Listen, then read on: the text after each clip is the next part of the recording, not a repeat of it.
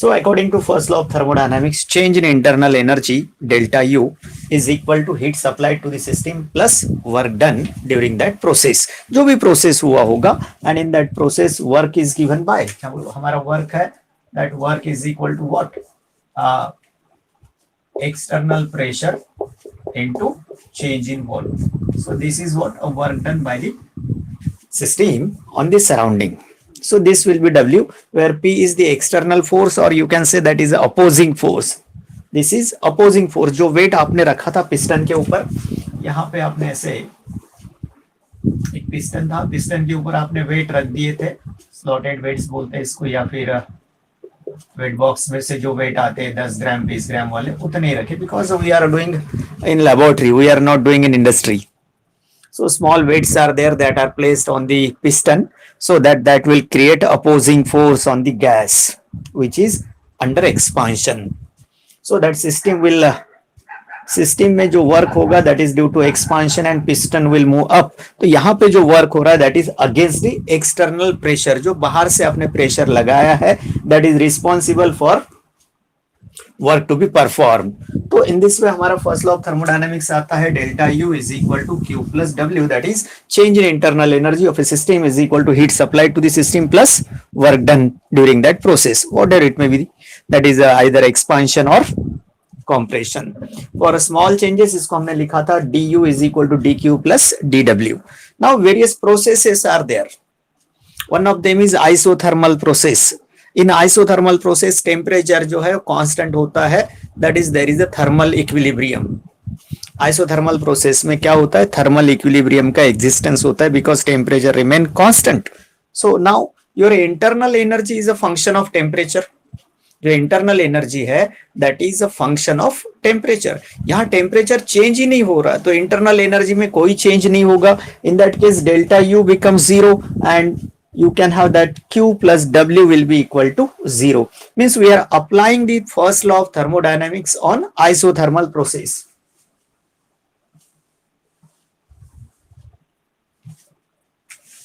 So first law of thermodynamics.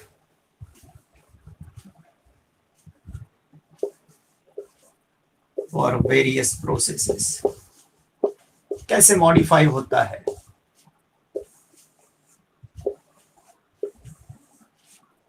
Modified कैसे होता है. फॉर एग्जांपल हमारे पास में पहला प्रोसेस है,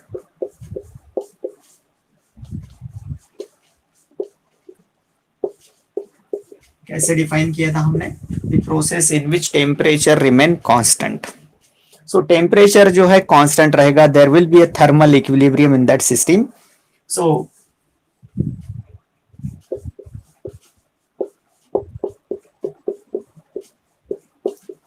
temperature is constant,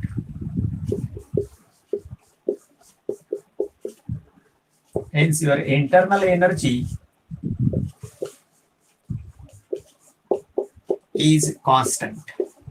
Because internal energy क्या है, that is a function of temperature. Temperature change हो गया तो ही वहां पे change in internal energy हो सकता. So internal energy change ही नहीं हो रहा, that is U1 is equal to U2. And hence हम क्या बोलेंगे, therefore change in internal energy that is delta U, U2 minus U1 बोलते हैं आप, that will be 0. And from first law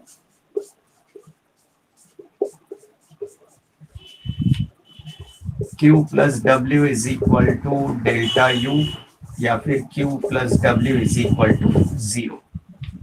So यहाँ पे एक कंडीशन ये है आपका, delta U will be 0 for isothermal process. देखिए MCQ इस टाइप में आता है. दूसरा ये हो सकता, for isothermal process which of the following is correct, that is Q plus W is 0, or you can say that Q is equal to minus W. So heat यदि आपने absorb की, ये प्लस Q है, plus Q है तो heat is absorbed by the system. In that case expansion will takes place and work of expansion is minus W.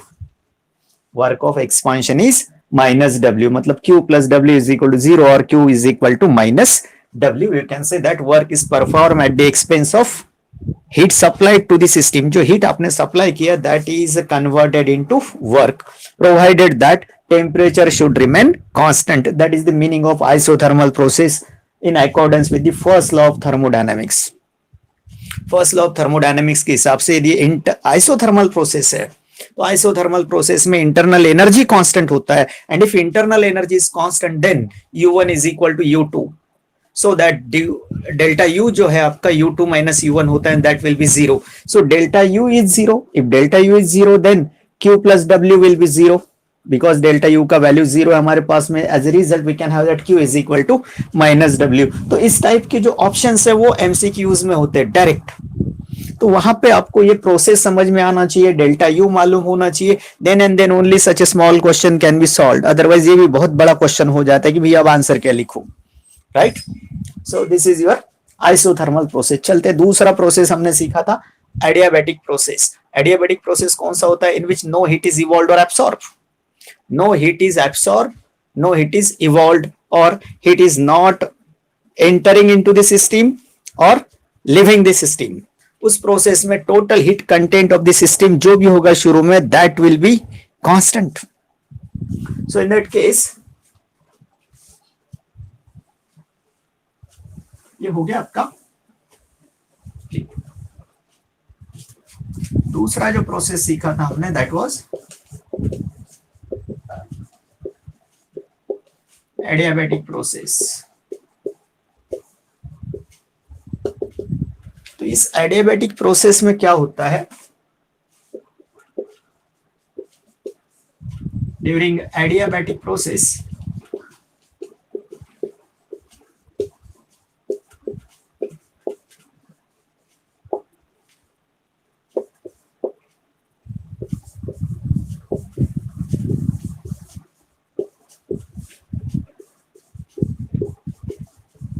No heat is evolved और absorb.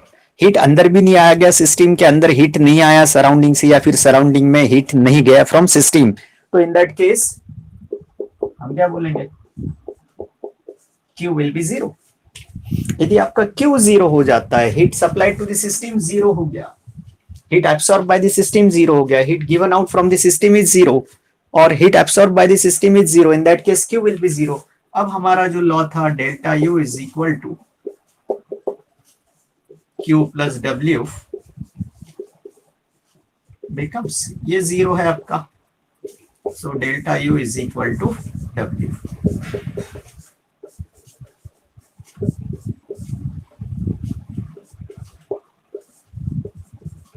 अब बाहर से तो कुछ आया नहीं है, आपने बाहर से हीट सप्लाई नहीं किया फिर भी वर्क हो रहा है, मतलब आपको ऊपर से आपने कुछ खाया नहीं है. आपने खाया ही नहीं है, कुछ भी नहीं खाया, means you are not doing work any, you are not doing any kind of work. नहीं, ऐसा तो नहीं होता. उठते बैठते चलते फिरते बात करते सभी कर रहे हैं आप. लेकिन यहाँ पे क्या हो रहा है कि प्रीवियसली जो इंटरनल एनर्जी हमारे सिस्टम के अंदर है वो हम यूटिलाइज करते हैं उपास के दिन. आया समझ में? आया उपास क्या है? एडियाबैटिक प्रोसेस है. खाना नहीं खाया मतलब नो हीट इज एब्सॉर्ब, फिर भी आप काम कर रहे हैं, means you are using the internal energy of the system. तो यहां पे work is perform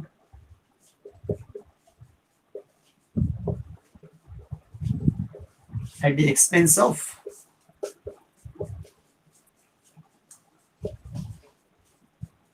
at the cost of internal energy. यहां पे इंटरनल एनर्जी यूटिलाइज होगा, फाइनल स्टेट में एनर्जी कम हो जाएगा.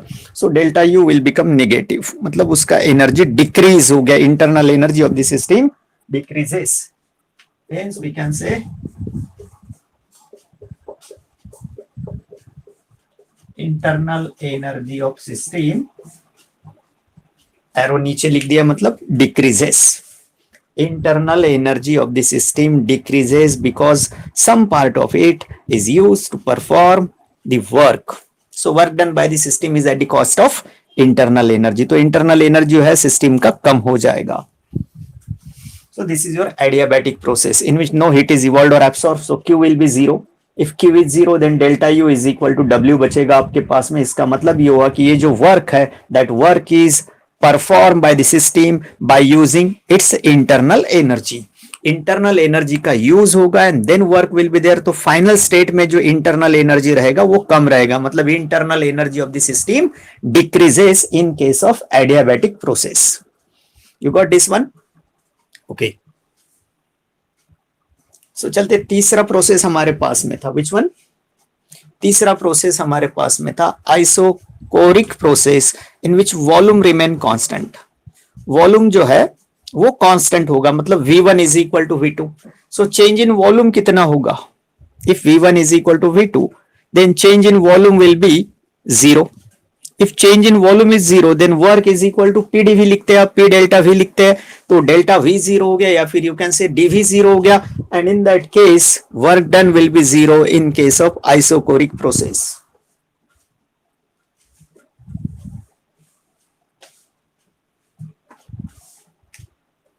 So this is nothing but the applications of first law of thermodynamics to various processes. Process क्या है? These are the various conditions under which that process is carried out.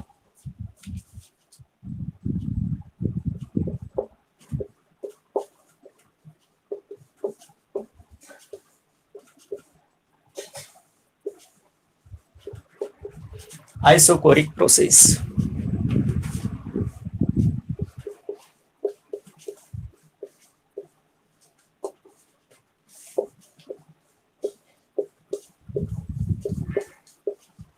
Volume remain constant. जब volume constant है तो आप क्या बोलेंगे? V1 is equal to V2 means initial state में जितना वॉल्यूम रहेगा वही फाइनल स्टेट में रहेगा, and delta VV is equal to V2 minus V1 is equal to zero. अभी ये तो हो गया, वॉल्यूम जीरो हो गया, तो वर्क का क्या होगा? हमारा वर्क जो है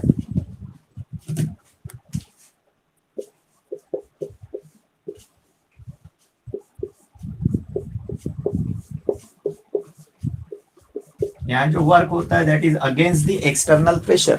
अब डेल्टा V जीरो है आपका, तो work done will be zero. Therefore delta U is equal to Q plus W becomes, इसमें W जीरो रखना है मेरे को, तो क्या होगा?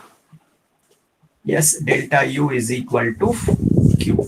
मतलब जितना हीट सप्लाई किया आपने, काम किए नहीं तो वो मोटा हो जाएगा, means internal energy of the system increases. internal energy of the system will be increase in internal energy is equal to heat supplied to the system. That is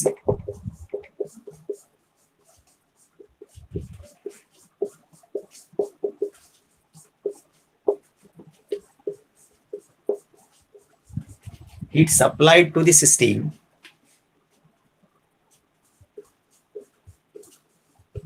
causes increase in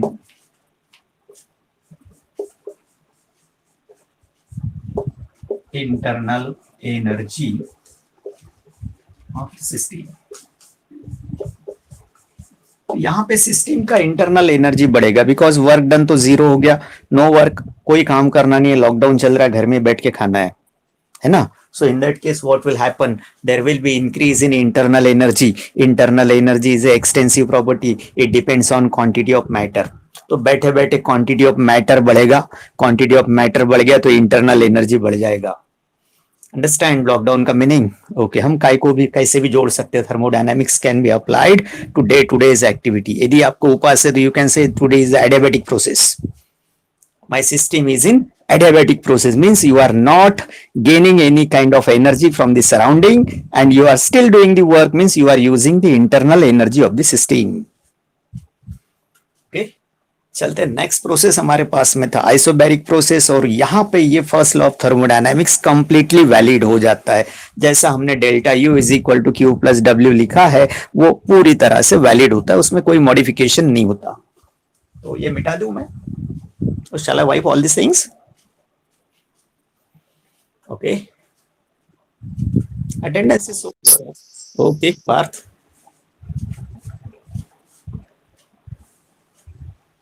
So next one is your isobaric process. Isobaric process के अंदर pressure जो है वो constant होता है ना? यदि pressure constant है तो you can have that some kind of work, heat absorb at constant pressure. तो यहाँ पे हम सिर्फ Q में एक P लगा देंगे।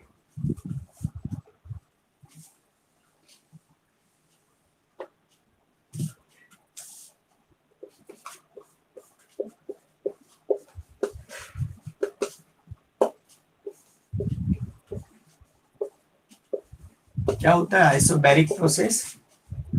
The process which in which that pressure remain constant. Initial और final state में जो pressure देखने को मिलेगा that remain constant means that system is in mechanical equilibrium. Isobaric process में हम क्या बोलेंगे? System is in mechanical equilibrium.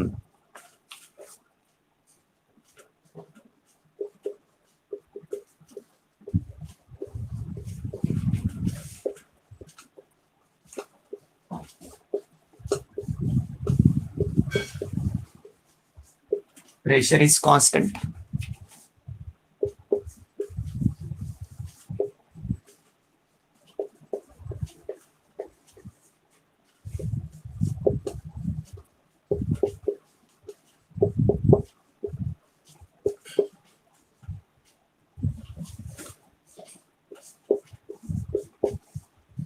QP कर दिया मैंने, heat absorb at constant pressure.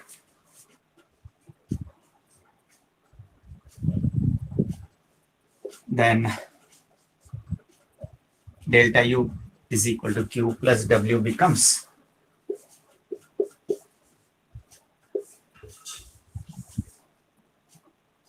so QP क्या है? Heat absorb at constant pressure. Okay,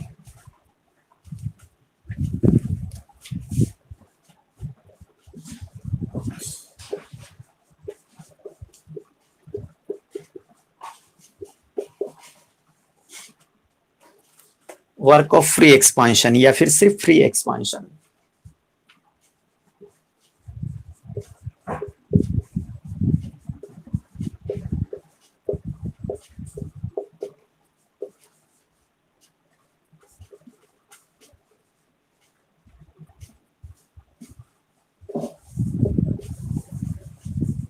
no external opposing force is acting on the system.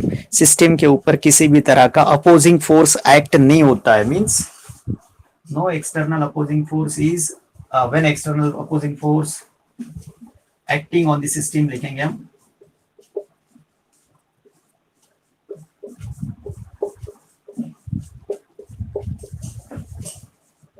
Is zero. अभी एक्सटर्नल प्रेशर ही उसके ऊपर act नहीं हो रहा है, एक्सटर्नल अपोजिंग फोर्स ही एक्ट नहीं हो रहा, तो then that will go on increasing in. इसका वॉल्यूम जो है बढ़ता ही जाएगा, बढ़ता ही जाएगा. No limit for increase in volume. when an external opposing force acting on a system is zero, then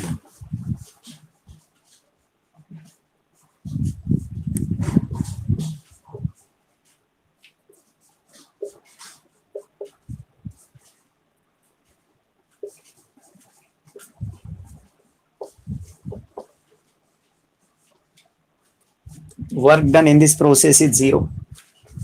अभी आप वैक्यूम में चले जाएंगे और वैक्यूम में एक्सपांशन करेंगे गैस का, तो वर्क डन कितना होगा? Work done will be zero.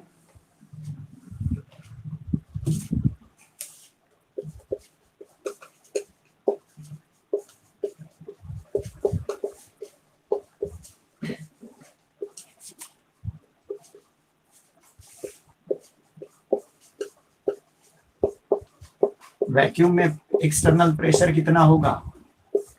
Acting on the system, vacuum में external pressure will be zero. Such expansion of a gas in vacuum is called as free expansion. That is called as free expansion. And work of free expansion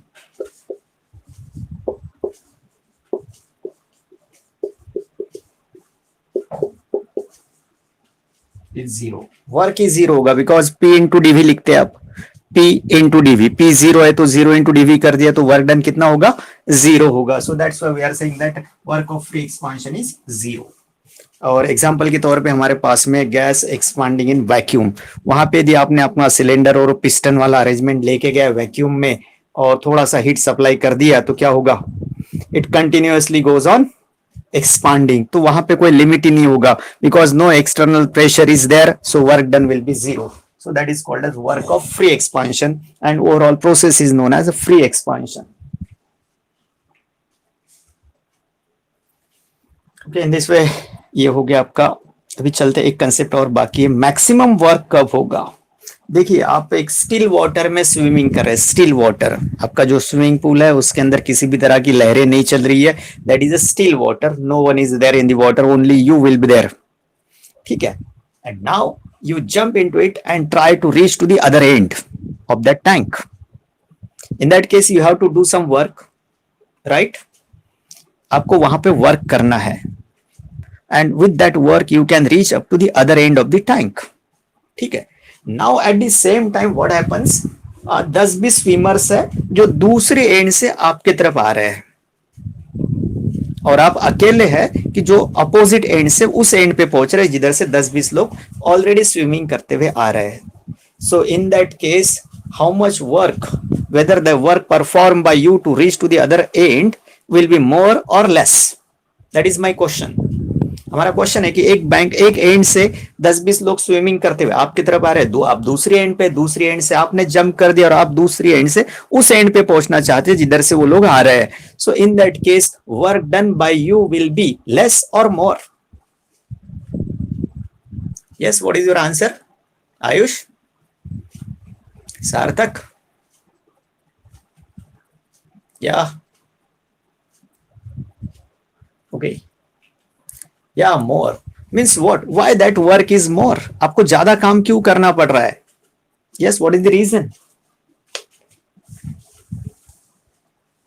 Means there is a increase in opposing force। जो water waves है उसमें जो movement है वो आपके swimming की जो direction है उसके एग्जैक्टली अपोजिट डायरेक्शन से आपके ऊपर एक्ट होगा। जो भी वाटर वेव जनरेट होगी वो आपको बैक डायरेक्शन में पुशअप करेगा, तो as a result you have to use more and more energy, means you have to perform the more and more work. तो सेम केस हम यहां करते हैं। अभी हमने यहां एक अपोजिंग फोर्स लगा दिया, 100 ग्राम या फिर 200 ग्राम के वेट यहां रख दिया मैंने। हमारा पिस्टन इतना छोटा है कि 2 ही वेट रखता हूं मैं यहाँ पे। So this is what opposing force acting on the system, and system has to do the work against this pressure. ये जो एक्सटर्नल अपोजिंग फोर्स है, external opposing force is acting on the system and you have to perform the work. अभी यहां पे मैंने जो pressure है वो है, सपोज इसका 100 ग्राम रखा है मैंने, G/A। A is what? Area of cross section. अभी कुछ देर बाद में मैं ये थोड़ा सा कम कर दूंगा या फिर बढ़ा देते हैं। यहाँ पे वेट जो है एक 25 ग्राम में बढ़ा देता हूं। So this was your level initially. Now opposing force आपने थोड़ा सा बढ़ा दिया है। So यहाँ पे जो प्रेशर है 125 G/A। G is acceleration due to gravity, A is area of cross section। यहाँ पे मैंने प्रेशर बढ़ा दिया है, तो अपोजिंग फोर्स बढ़ गया, तो system had to do more work. यहाँ पे आपका W1 था, यहाँ पे W2 है, बिकॉज मैंने यहाँ पे एक्सटर्नल अपोजिंग फोर्स बढ़ा दिया है। नेक्स्ट स्टेप में और थोड़ा सा बढ़ा देते हैं।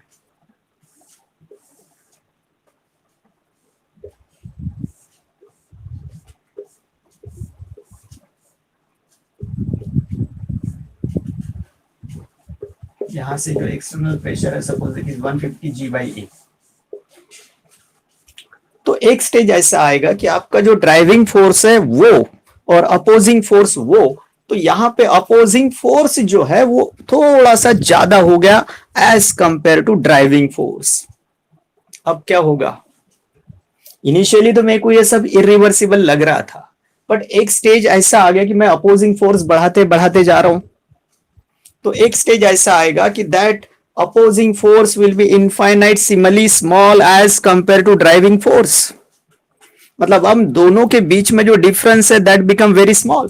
तो in that case this piston will move up and down। ये थोड़ा सा ऊपर नीचे होगा। ये दो स्टेप के अंदर 125 पास्कल बोलेंगे, 150 पास्कल बोलेंगे। तो यहाँ पे ड्राइविंग फोर्स जो है वो आपका नियर अबाउट अपोजिंग फोर्स के इक्वल आ रहा है, नियर अबाउट, कंप्लीटली इक्वल नहीं बोल रहा हूं। तो इक्विलिब्रियम हो जाएगा वहां पे, वहां इक्विलिब्रियम हो जाएगा। आफ्टर इक्विलिब्रियम प्रेशर, इससे ज्यादा प्रेशर यदि मैं बढ़ा दूं 175 ग्राम एक्सीलरेशन ड्यू टू ग्रेविटी और एरिया है आपका, तो उतना ज्यादा जब प्रेशर हो जाएगा तो that compression will proceed, means now the process reverses the direction. यहाँ पे रिवर्सिबल प्रोसेस भी हो सकता है। इनिशियली दैट वाज, यहां तक का तो ठीक था, दैट वाज इरिवर्सिबल, पिस्टन ऊपर ऊपर जा रहा था, though you are increasing the external pressure. एक स्टेज ऐसा आ गया कि जहां पे opposing force becomes infinitely small और infinitely greater than opposing force, then the process will start to compress the gas. तो यहां इक्विलिब्रियम के बाद में क्या हो गया, एक स्टेज ऐसा आ गया कि जहां अपोजिंग और ड्राइविंग फोर्सेस बिकम्स इक्वल, तो वो इक्विलिब्रियम हो गया। pressure, that piston will not move either up or down, but once you increase this by 10, 160 कर दिया, then that is infinitesimally greater than opposing force. In that case जो process हमारा हो रहा था एक्सपांशन का, उसका डायरेक्शन चेंज हो गया, एक्सपांशन के अपोजिट होना शुरू हो गया। व्हाट दैट कॉम्प्रेशन मींस, जब आपका opposing force infinitesimally greater than opposing driving force हो जाता है, या फिर it becomes nearly equal to that of driving force, in that case that process begins to become reversible. अब यहां पे सबसे ज्यादा वर्क करना पड़ेगा सिस्टम को। इधर इतना ज्यादा वर्क नहीं हो गया, यहां पर भी नहीं हो गया, यहां पर भी नहीं, लेकिन जब आपने 160 कर दिया, ये 150 है, यहां पे आपको डिफरेंस ही समझ में नहीं आ रहा है, एंड हो गया या उल्टा हो रहा है।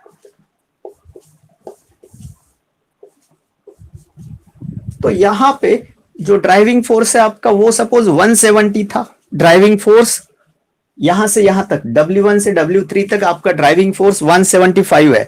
4 में भी 175 ड्राइविंग फोर्स है आपका, फोर्थ जो डायग्राम है उसमें भी ड्राइविंग फोर्स उतना ही है, but what is happening, we are increasing the opposing force. Opposing force की वजह से आपकी जो प्रोसेस है उसकी डायरेक्शन धीरे धीरे चेंज हो रही है, एकदम से चेंज नहीं हो रहा, धीरे धीरे चेंज हो रहा है। पहले बहुत ज्यादा एक्सपांशन हो गया था, अभी थोड़ा कम होगा, और एक्सपांशन कम होगा और कम होगा, मतलब हमारा जो एक्सपांशन का प्रोसेस है वो स्लो डाउन हो रहा है।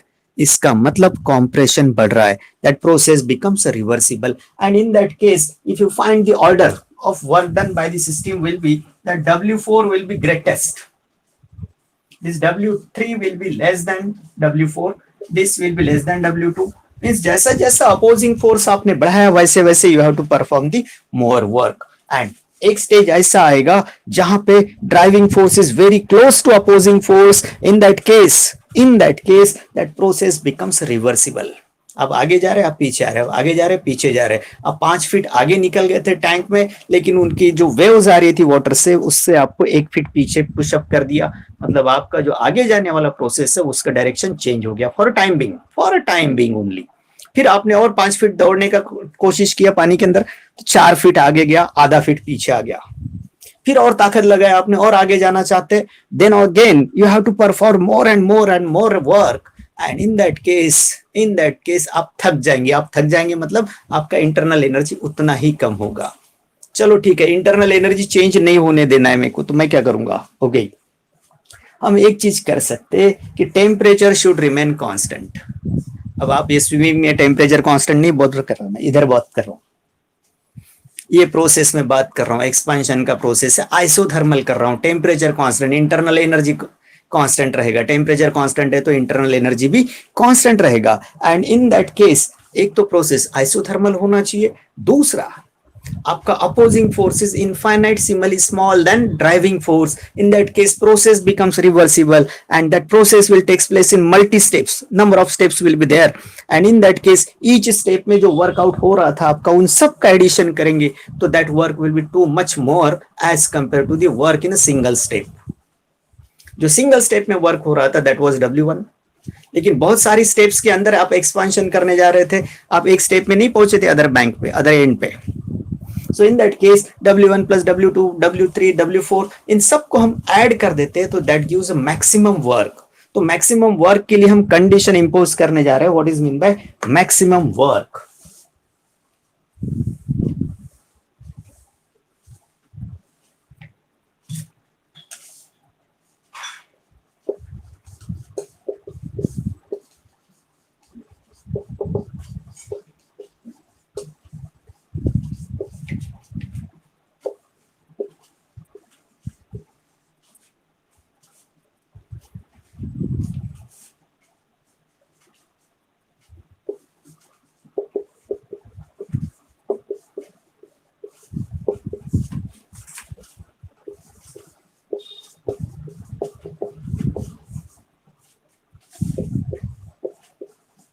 दोनों है, ड्राइविंग फोर्स भी है, अपोजिंग फोर्स भी है.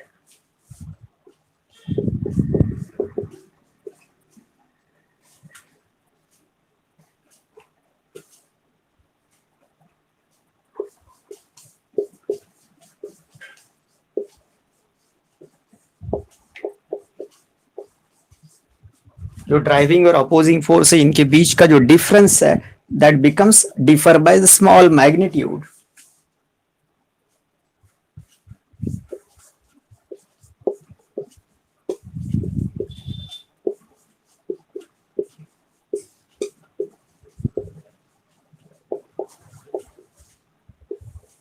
Process becomes reversible. अभी आपका अपोजिंग फोर्स भी उतना ही पावरफुल हो गया जितना आपका ड्राइविंग फोर्स था. That process becomes reversible and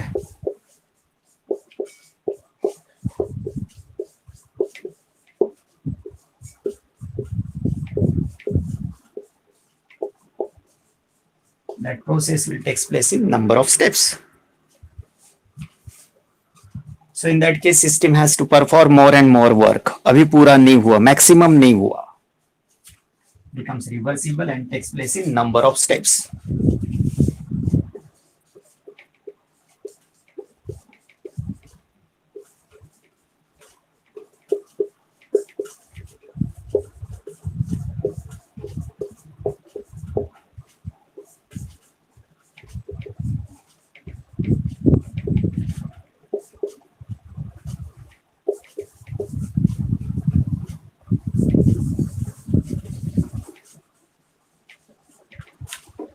Isothermal.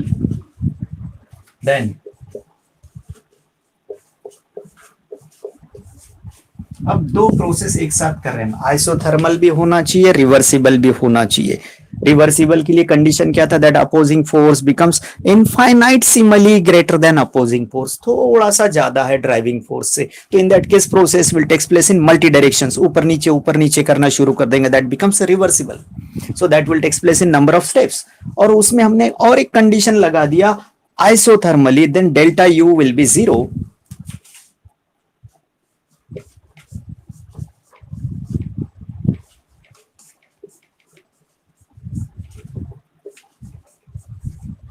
Hence, by first law,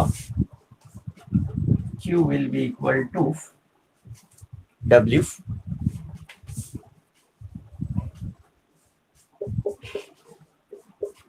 फिर Q plus W equal to zero. Delta U zero हो गया तो Q plus W will be zero.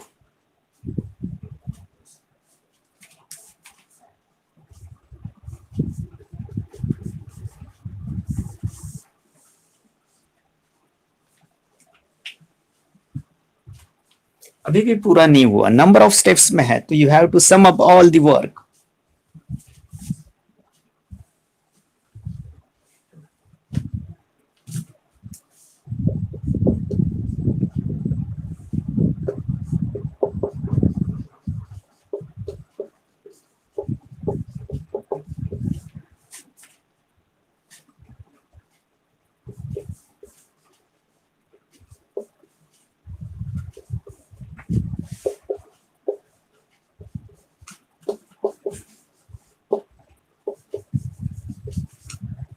Then बहुत सारी स्टेप्स है तो हमको इंटीग्रेट करना चाहिए, उनको ऐड कर देना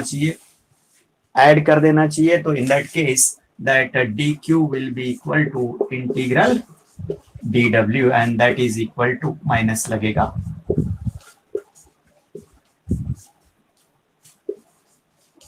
सो बहुत सारी स्टेप्स में ईच स्टेप का वर्क इतना है dw. हमने 10 स्टेप, 20 स्टेप, 100 स्टेप, कितनी भी स्टेप्स में हो सकता, तो उन सब का dw ऐड करना पड़ेगा, सम अप करना पड़ेगा. And for that we are using integration. Integration क्या है, sum of all the work. पहली स्टेप में कितना हुआ, दूसरी में कितना हुआ, तीसरी में कितना हुआ, all these works are added together, that is called as integration over dw. So integral over dw gives maximum work.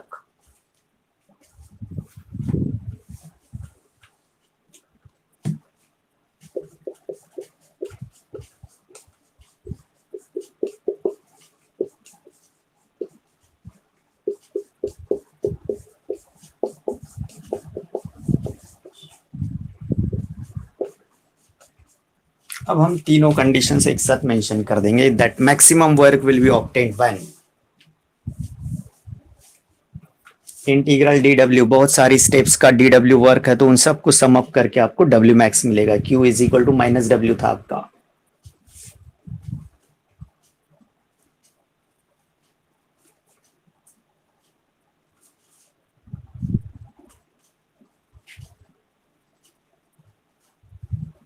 Okay,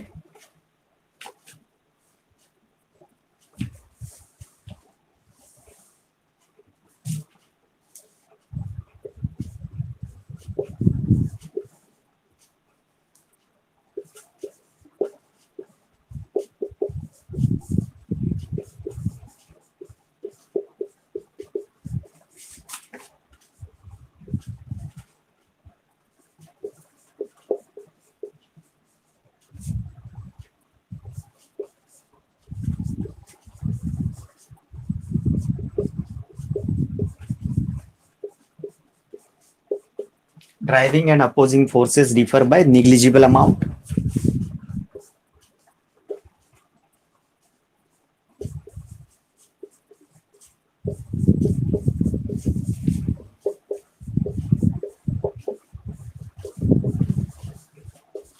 Process takes place in number of steps.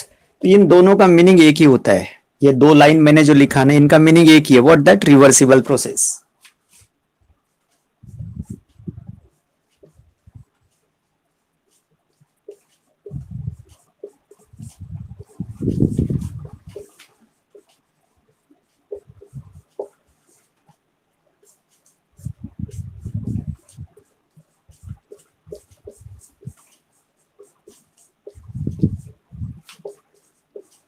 इन चार कंडीशंस में, अब चार क्यों बनाया, तो भैया इसका ऐसा है कि 2 मार्क का क्वेश्चन होता है ये, तो इसका आंसर जब लिखना है ना, आइसोथर्मल रिवर्सिबल प्रोसेस में मैक्सिमम वर्क इज ऑब्टेन्ड, ऐसा है, इतना यदि आप लिख देते तो आपको आधा मार्क देता है, और यही चीज आप ऐसे स्प्लिट अप करके लिखते हैं तो वो 2 देता है। That is the difference.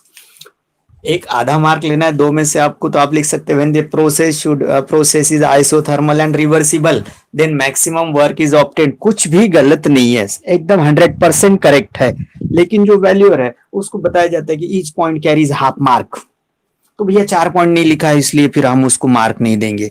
तो this type of confusion is there with the valuers and in that case you have to write in this way. ऐसा लिखते हैं आप, then you will get 100% credit, 2 में से 2 मिल जाएगा। लेकिन आपने सिर्फ 2 वर्ड लिख दिया आइसोथर्मल एंड रिवर्सिबल प्रोसेस, तो वो आपको आधा देता है।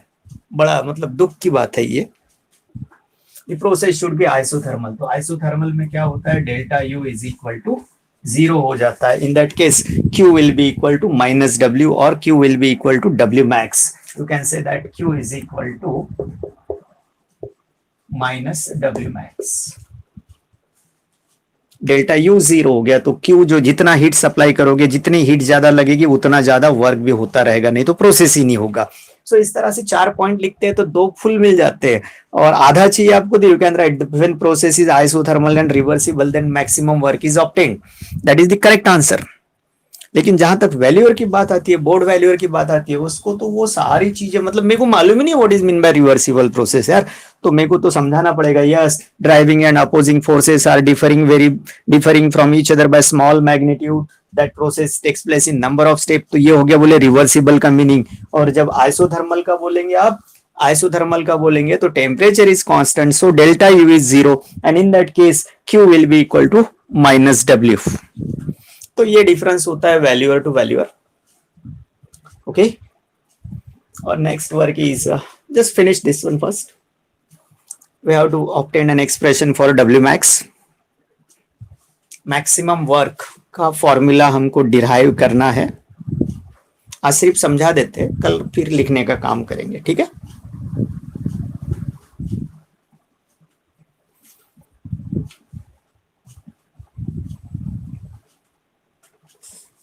आज समझा देते, कल लिखेंगे भले ही।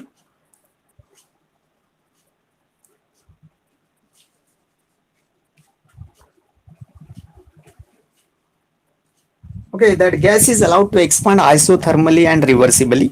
If that process is isothermal, in that case delta U will be 0, so Q plus W will be 0 or Q is equal to minus W.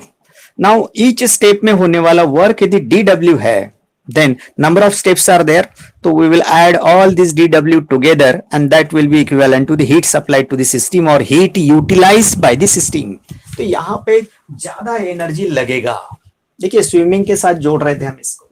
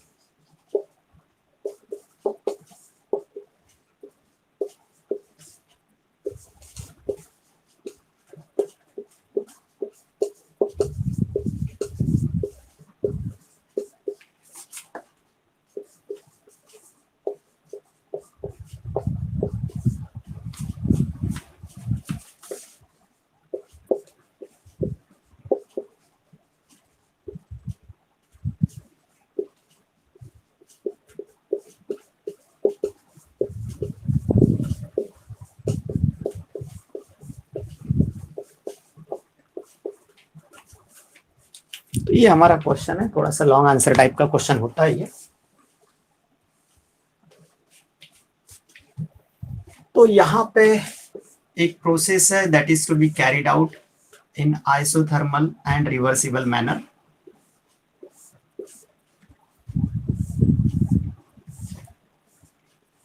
थोड़ा सा ऊपर गया.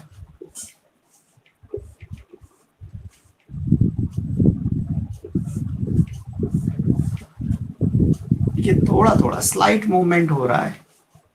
पिस्टन अभी भी ऊपर जा रहा है लेकिन नेक्स्ट स्टेप के बाद में आपका नहीं जाएगा ऊपर, वो नीचे आना शुरू कर दिया उसने. तो यहाँ पे क्या हो गया, that opposing force become infinitesimally greater than opposing force and in that case यहाँ पे जो प्रोसेस है आपका वो रिवर्स डायरेक्शन में जा रहा है. यहाँ तक तो एक्सपांशन था लेकिन यहाँ से आगे वो कॉम्प्रेशन में जाएगा. Means as that external pressure becomes equal to that of driving force, in that case the process का जो डायरेक्शन है हमारा that get reversed. now हम तो इधर से हीट सप्लाई कर ही रहे ना, अब थोड़ा हीट ज्यादा सप्लाई कर देंगे तो ये और ऊपर जाना शुरू हो जाएगा. अभी यहाँ तक तो एक्सपांशन हो रहा था with the small application of heat, expansion हो रहा था लेकिन अब मैंने एक्सटर्नल प्रेशर ड्राइविंग फोर्स के बराबरी में लगा दिया तो you have to supply more heat. तो यहाँ पे heat supply to the system will be somewhat requirement is more and in that case again अभी ये ऊपर जाना शुरू कर देगा और एक बार.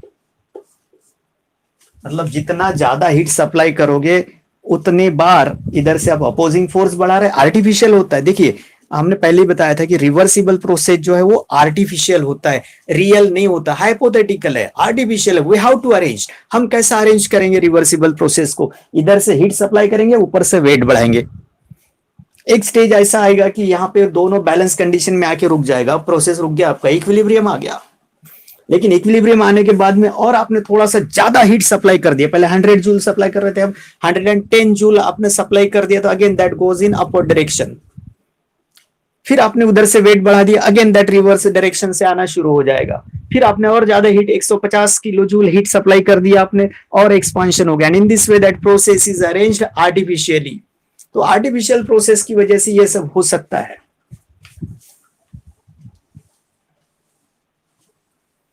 और वैसे भी तो ये सारा इमेजिनरी खेल है, हाइपोथेटिकल है. रिवर्सिबल प्रोसेस बोले तो हाइपोथेटिकल प्रोसेस है. तो in that case we have to arrange such type of conditions. कभी एक्सटर्नल फोर्स बढ़ाना है, कभी हीट बढ़ाना है, कभी दोनों बैलेंस में रखना है. तो इन दैट केस इक्विलिब्रियम भी रहेगा, फॉरवर्ड डायरेक्शन का एक्सपांशन होगा, रिवर्स डायरेक्शन का कॉम्प्रेशन भी हो सकता. नाउ एक इक्वेशन आपने ये भी देखा था, PV is equal to nRT. So n number of moles of the gas are enclosed in the cylinder fitted with that frictionless piston. So that P will be equal to,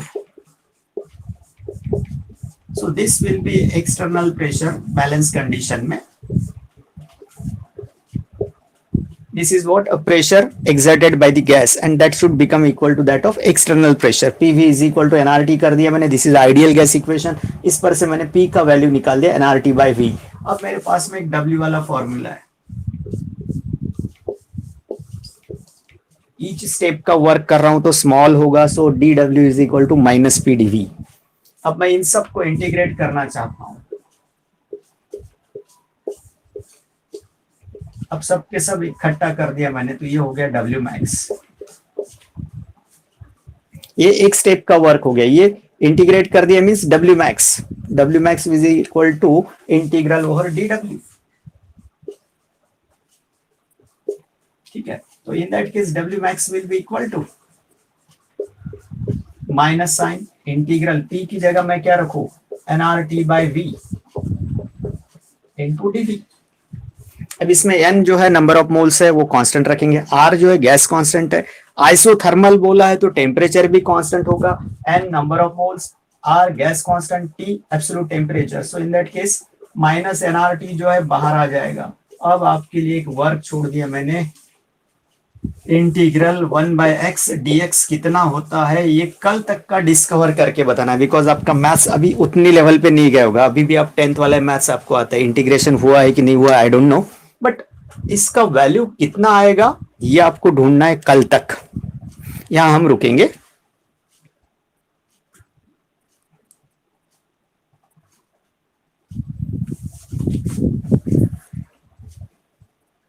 okay, 1/x dx का value आपको ढूंढना है, integral 1/x dx कितना होता है ये कल तक ढूंढना है। Okay, yes anybody knows?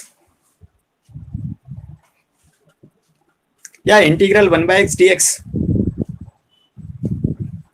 या आयुष, अभिराज, प्राजक्ता, मेहुल, वरद, नेहा, पार्थ, सई, साई, अनिरुद्धा, सिद्धार्थ, मैथिली, गोविंद, सानिका, ऊपर में कुछ लोग बचे हैं, या मंथन। इंटीग्रल 1/x dx ढूंढना है कल तक, कैसे ढूंढेंगे आप? या इंटीग्रल 1/x dx कैसा ढूंढेंगे आप कल तक? क्वेश्चन लिख लिया आपने, इसका आंसर हम कल ही लिखेंगे, थोड़ा सा मैथमेटिकल स्टेप्स है। या 1/x dx कितना होता है नहीं पता, तो 1/v dv भी नहीं पता, ये कल तक ढूंढना है आपको। आपका मैथ्स का मतलब बैच कहाँ तक आया, डोंट नो कौन से टॉपिक्स हो रहे हैं, you can ask her. Okay, will take a rest.